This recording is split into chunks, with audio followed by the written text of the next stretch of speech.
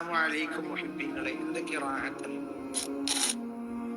ധാരാളം ആളുകൾ സങ്കടം പറയുന്ന ഒരു വിഷയമാണ്.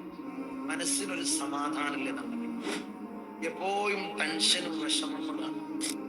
മനസ്സിന് നല്ലൊരു ഹിമ്മത്ത് ഉണ്ടാവാൻ, നല്ലൊരു ധൈര്യം ഉണ്ടാവാൻ, എപ്പോഴും നല്ല ഹാപ്പിയായി നല്ല സന്തോഷമായിട്ടിരിക്കാൻ ഞാൻ ഏത് ദിക്റാണ് പതിവാണ് ചോദിക്കുന്ന ധാരാളം ആളുകളാണ്.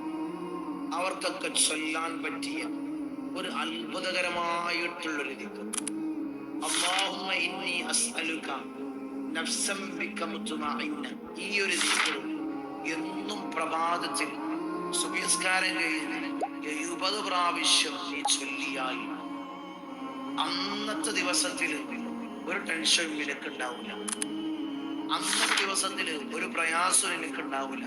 അന്നത്തെ ദിവസം നല്ല ഹാപ്പിയായി റാഹത്തായി ജീവിക്കാൻ അല്ലാഹു തൗഫീഖ് നൽകട്ടെ. അല്ലാഹു ഭാഗ്യം നൽകട്ടെ. അസ്സലാമു അലൈക്കും.